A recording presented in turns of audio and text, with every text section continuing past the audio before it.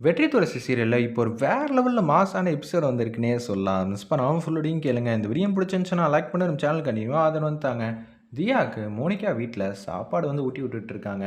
ஒரு சின்னதா கதை சொல்லிட்டு இருக்காங்க. ஒரு ராணி இவ்வளோ நாளா வந்து அமைதியா இருந்துகிட்டு இருந்தாங்களாம். அவங்க எந்த பிரச்சனைக்கும் போகாதவங்களாம். இனிமேட்டு அந்த ராணி அதிரடியா வந்து நம்மளே களத்துல இறங்கிக்கலாம்னு சொல்லி முடிவெடுத்துட்டாங்களாம் அப்படின்னு சொல்லி அன்பா பாசமா வந்து சாப்பாடு ஊட்டிக்கிட்டு இருக்காங்க. மோனிகாவும் ஜெகனும் கார்ல வந்து இறங்குனா, வீட்டு கதவு வந்து தொறந்திருக்கு. இத பார்த்தோனே ஒண்ணும் புரியல. என்னடா ஜெகன் வீட்டு கதவு தொறந்திருக்கு. யார் உள்ள போனான்னு தெரியலையே. தியா வேற தனியா இருக்கான்னு சொல்லிட்டு, இவங்க 2 பேரும் உள்ள வராங்க. வந்து பார்த்தா சாப்பாடு வந்து ஊட்டி விட்டுட்டு கை அலம்புறாங்க. "ஏய்! என் வீட்டுக்குள்ள உனக்கு என்னடி வேல?" அப்படின்னு நம்ப மோனிகா வந்து கேட்குறாங்க. "சாரி, கேள்வி என்னோடது. பதில் உங்களோடது. சொல்லுங்க. என் வீட்டுக்குள்ள உங்களுக்கு என்ன வேல?" "என்னது? உன் வீடா? என்ன நினச்சிட்டு இருக்க? நான் உன்னோட அண்ணி. முதல்ல அது தெரியுமா? இந்த சொத்துக்கெல்லாம் யாரு வாரிசு? நானும் தியாவும் தான் வாரிசு.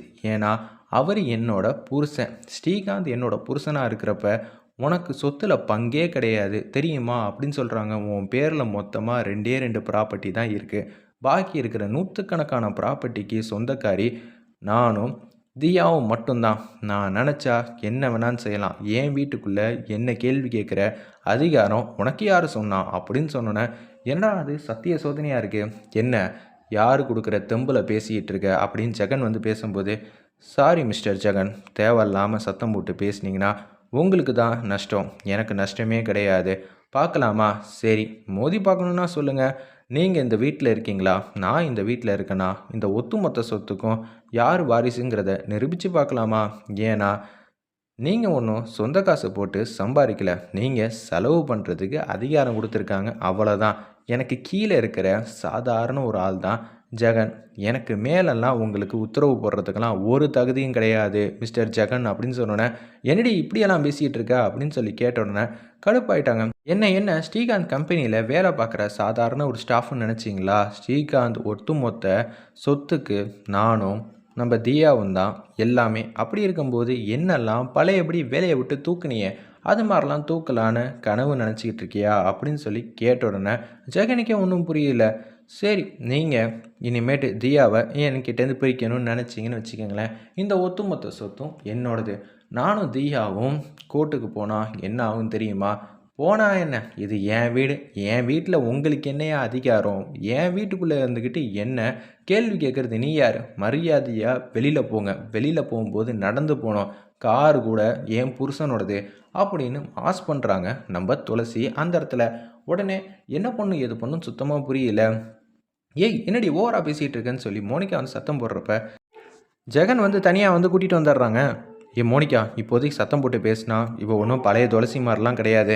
நம்ம அமைதியாக போகிறதுக்கு சட்டங்கிறா சொத்துங்கிறா எல்லா சொத்தும் இவ பேரில் தான் ஆரம்பத்தில் இருந்திருக்கு. அதுதான் உண்மை. இவ தான் நம்ம பேரில் எழுதி கொடுத்துருக்கா.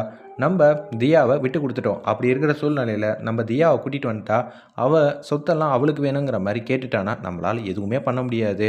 அப்போ நான் சொத்துக்காக என் சொந்தத்தை கொடுக்க சொல்கிறியா அப்படின்னு சொல்லி கேட்டோன்னே, இப்போதைக்கு நம்ம அமைதியாக இருக்க சொல்கிறேன். பதுங்கிறது எதுக்குன்னு உனக்கே நல்லா தெரியும். தோற்று போகிறது தப்பில்ல. ஆனால் புத்திசாலித்தனமாக இருக்கிறது தான் ரொம்ப முக்கியங்கிற மாதிரி யோசிச்சுட்ருக்காங்க. இதை கேட்ட உடனே ஒன்றுமே புரியாமல் தடுமாற்றத்தின் உச்சத்தில் இருக்காங்க. உடனே என்ன நல்ல முடிவு எடுத்திருப்பீங்களா? இல்லை உங்களுக்கு தியா வேணுமா? இந்த சொத்து வேணுமா? நீங்களே எதை சூஸ் பண்ணுவீங்கன்னு எனக்கு நல்லா தெரியும். அதனால் தேவையில்லாமல் மன்னிச்சிரு. அதெல்லாம் எதுவும் நான் உங்ககிட்டேருந்து கேட்கல. இன்னொரு வாட்டி ஏதாவது பிரச்சனைக்கு வந்து நின்னீங்க, இந்த ஒட்டுமொத்த சொத்துக்கும் நானும் தியாவும் தான் சொந்தக்காரி. உங்களுக்கு நான் இப்போதைக்கு கொடுத்து வச்சிருக்கேன். இதை எல்லாம் உரிமை கொண்டாடுற அளவுக்கு நீங்கள் ஒன்றும் சம்பாரித்து கிழிக்கல. வா தியா, நம்ம இங்கேருந்து போகலாம். நம்ம சொந்த வீட்டுக்கு போகலாமா அப்படின்னு சொல்லிட்டு வந்துக்கிட்டு இருக்காங்க. லட்சுமி அம்மா கொஞ்ச நேரத்துக்கு முன்னாடி தான் வெற்றி வந்து கால் பண்ணுறாங்க. என்னடா அது இன்னமும் காணுமே அப்படின்னு சொல்லிட்டு கீழே இறங்கி வந்துக்கிட்டு இருக்காங்க. நம்ம வெற்றி அப்பன்னு பார்த்து துளசியால் என்ன செய்ய முடியும்? அவங்க வீட்டில் உட்காந்துக்கிட்டு கெஞ்சிக்கிட்டு இருப்பா அப்படின்னு தப்பு கணக்கு போட்டுக்கிட்டு இருக்காங்க. செமைய மாசையாக வந்து ஆட்டோவில் ஏறி வந்துகிட்டு இருக்காங்க நம்ம துளசி வெற்றி வீட்டுக்கு. ஒரு பக்கம் இது எல்லாத்தையும் பேசும்போது என்னது துளசியை பற்றி தான் பேசுகிறாங்க, என்ன ஏதுன்னு சொல்ல மாட்டேங்கிறாங்களே அப்படின்னு சொல்லும்போது அண்ணி சொல்ல வந்தாலும் இவங்க தடுத்துட்றாங்க. என்னடா எவனோ ஒருத்தன் மாவீரம் போல் நான் எதை வேணான்னு சந்திக்க தயார், நான் என் பொண்டாட்டி எங்கே இருப்பான்னு கேட்டு கண்டுபிடிச்சு கூட்டிட்டு வருவேன் அப்படின்னு யாராவது ஒருத்தர் பேசிக்கிட்டு இருந்தான். அவன் எங்கே இருந்தான்னு தெரியுமா அப்படின்னு சொல்லி ஈஸ்வரமூர்த்தி வந்து கேட்ட உடனே, என்னங்க நீங்கள், அவன் ஃபஸ்ட்டு அவங்க அத்தைக்கு வந்து ஃபோன் அடிச்சிருப்பான். ஃபோன் அடித்து இது மாதிரி கேட்டிருப்பான். அவங்க வந்துருவாங்கன்னு சொல்லிட்டு ஃபோனை வச்சுருவாங்க. இதுக்கு மேலே என்னங்க நடந்திருக்கும்? அவனுக்கு எந்த விதமான தகவலும் தெரியாது. தியாவுக்கும் இவனுக்கும் சம்மந்தம் இல்லை. துளசி இவன் பேச்சை கூட கேட்க மாட்டா. ஏன் இப்பயே வந்து நம்ம கண்ணு முன்னாடி துளசிக்கு வந்து ஃபோன் அடிக்க சொல்லு. அவள் எடுத்து நான் இது மாதிரி இந்த இடத்துல இருக்கேன்னு சொல்லுவாளா? எதுவும் சொல்ல போகிறதில்ல. அப்படி இருக்கும்போது அவன் இந்த வீட்டில் உட்காந்துக்கிட்டு நாட்டாமா பண்ணிக்கிட்டு இருக்கா. எனக்கு என்ன சொல்கிறதுனே தெரியல. இவனுக்குன்னு ஒரு வாழ்க்கை வந்து நான் நல்லபடியாக அமைச்சு தரணும்னு நினச்சேன். ஆனால் இவன் தான் அது எல்லாத்தையும் கெடுத்துக்கிட்டாங்கிற மாதிரி உச்சகட்ட கோவத்தில் ஈஸ்வரமூர்த்தி பேசும்போது, ஏன் சம்மந்தப்பட்ட விஷயத்தில் நீங்கள் தலையிட வேணாம், என்னை பற்றி பேசுங்க. டேய், நான் இவ்வளோ உன்னை பற்றி தான்டா பேசினேன். என் பையனை பற்றி தான் பேசினேன். நான் துளசியை பற்றியோ தியாவை பற்றியோ பேசவே இல்லை. நீ தான் அவங்களுக்காக உருகிக்கிட்டு இருக்க. ஆனால் அவங்க உன்னை பற்றி துளி கூட வந்து நினைக்கிறதே இல்லை. உன்னை துச்சமாக தூக்கி போடுறாங்க. அவங்கள பார்த்து இப்படியெல்லாம் பேசிகிட்டு இருக்கியா? விடுங்க மாமா, வெற்றிக்கு உங்களோட அருமை கூடிய சீக்கிரம் புரிய வரும் அப்படின்னு சொல்லிட்டு இருக்காங்க.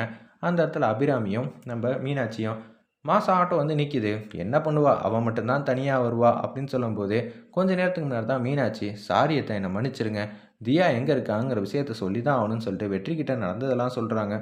இதுதான் பிரச்சனையா? நான் கூட என்னமோ ஏதோ நினச்சேன்னு சொல்லி சோபாவில் கேஷுவலாக உட்கார ஆரம்பிச்சிட்டாங்க. இன்னொரு துளசி எங்கே போயிருப்பாங்கன்னு எனக்கு நல்லாவே தெரியும். இன்னும் ஒரு 5 நிமிஷத்துக்குள்ளே தியா நம்ம வீட்டில் இருப்பா அப்படின்னு சொல்லும்போது, ஆமாம் ஆமாம், இங்கே இருக்கும்போதே ஒன்றும் பண்ணலையா, தியாவை வந்து கூட்டிகிட்டு வந்துடுவாளா? இதெல்லாம் நடக்கிற காரியமா? உங்களுக்கு என் பொண்டாட்டியை பற்றி தெரியல, உனக்கு தெரியுமாடா? சரிடா, இந்த விஷயத்தில் என்ன நடக்குதுன்னு பார்த்துக்கலாம். அப்படி ஒரு வேளை துளசி தியாவை கூட்டிகிட்டு வந்துட்டானா, உங்கள் 2 பேருக்குள்ளே நல்ல அண்டர்ஸ்டாண்டிங் இருக்குது, நீங்கள் 2 பேர் சேர்ந்து வாழ்வீங்கன்னு நான் ஒத்துக்கிறேன் அப்படின்னு ஈஸ்வரிமூர்த்தி தேவையில்லாமல் வாக்குறுதி கொடுக்குறாங்க. அபிராமியும் வந்து சொல்கிறாங்க, அத்தை என்னத்தை எப்படியெல்லாம் சொல்கிறீங்க, இதெல்லாம் நடக்க வாய்ப்பே இல்லை. இங்கே போனப்போ எப்படியெல்லாம் துளசி கெஞ்சிக்கிட்டு இருந்தான் தான் நம்ம தான் பார்த்தோமே அப்படின்னு சொல்லும்போது, துளசி நம்ம தியாவை தூக்கி வச்சுட்டு வந்துக்கிட்டு இருக்காங்க மாசா. இதை பார்த்த உடனே கை தட்டி வரவேற்கிறாங்க. அந்த இடத்துல, என்ன 2 பேரும் மாஸ் பண்ணிட்டீங்களாமே, என்னென்னலாம் நடந்திருக்குன்னு என் கண்ணுக்கு நேராக தெரிஞ்சுக்கிட்டே இருக்குன்னு சொல்லி சந்தோஷத்தின் உச்சத்தில் வந்து பேசுகிறாங்க. அந்த இடத்துல, என்னப்பா என் பொண்டாட்டியை பற்றி என்னமோ சொன்னீங்க, கூட்டிகிட்டுலாம் வரமாட்டானே, நான் என்ன சொன்னேன், கூட்டிகிட்டு வந்துடுவாங்க, அவங்க யார் என்ன ஏதுன்னு உங்களுக்கு தெரியலையே, இப்போயாவது ஒத்துக்கிறீங்களா, நாங்கள் மேட் ஃபார் ஈச் அதர்னு, எதுக்கு தேவலாம் பேசிகிட்டு இருக்கீங்க? இல்லைம்மா, நீ வந்து கூட்டிகிட்டு வர மாட்ட, நீ எனக்கு சரியான ஜோடி இல்லை அப்படின்னு சொன்னாங்க. நான் கண்டிப்பாக வந்து துளசி தியாவை கூட்டிகிட்டு வருவாங்கன்னு சொன்னேன். அப்படியாப்பா சொன்னீங்க? ஆமாண்டா, அப்படி தான் சொன்னேன். ஆமாப்பா, அம்மா அங்கே பிச்சு ஒத்திரிட்டாங்க, அங்கே எப்படியெல்லாம் இருந்துச்சு தெரியுமா?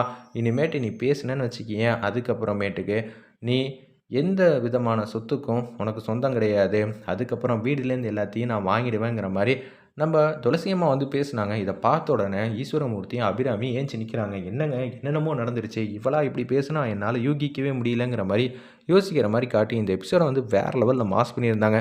சரி வாங்க வாங்க அப்படின்னு சொல்லிட்டு தியாவை கூட்டிகிட்டு அப்படியே வெற்றி மாட்டுக்கு சந்தோஷமாக சிரித்து பேசுகிற மாதிரி காட்டுறாங்க.